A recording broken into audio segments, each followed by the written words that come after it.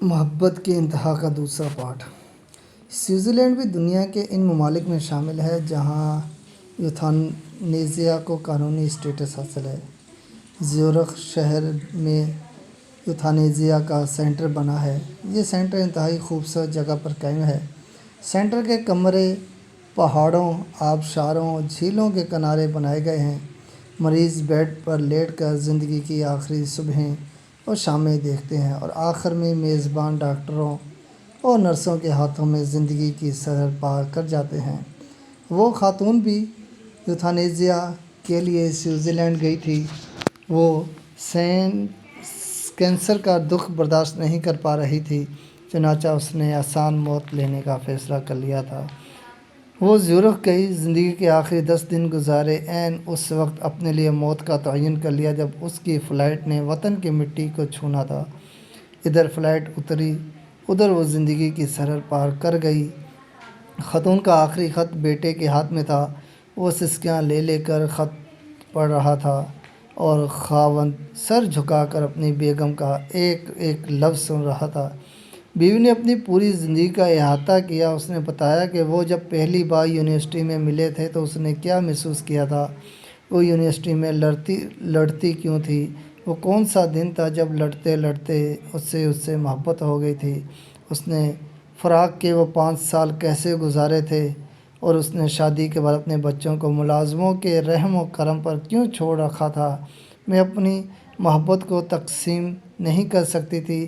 میں تمہارا حصہ اپنے بچوں کو بھی نہیں دے سکتی تھی۔ اس نے 20 سال کی جوازی زندگی کس مسرت اور سرشاری میں گزاری اور پھر جب اسے پہلی گلٹی نکلی تو اس نے کیا محسوس کیا۔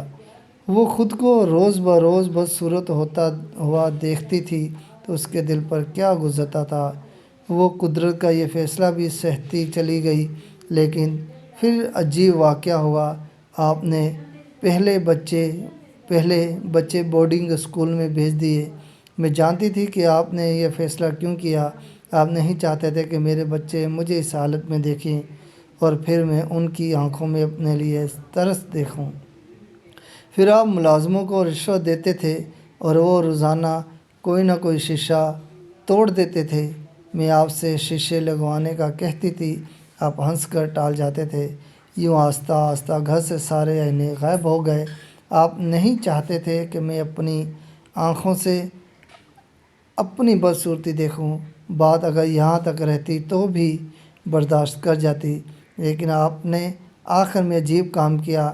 آپ نے ایکسیڈنٹ کیا اور خود کو اندھا ڈکلیئر کر دیا۔ میں جانتی ہوں کہ آپ کی آنکھیں ٹھیک ہیں۔ آپ مسلسل 6 ماہ سے اندھے پن کی ایکٹنگ کر رہے ہیں اور میں یہ بھی جانتی ہوں کہ آپ نے ایسا کیوں کیا۔ آپ نہیں چاہتے تھے کہ میرے دل میں ایک لمحہ کے لیے بھی یہ خیال آئے کہ میں آپ کو بدصورت دکھائی دے رہی ہوں یا میں آپ کی آنکھوں میں اپنی بدصورتی کو پڑھ لوں۔ چنانچہ آپ نے اندھے پن بننے کا ناٹک کیا۔ آپ کا یہ مصنوعی اندھا پن محبت کی انتہا تھی۔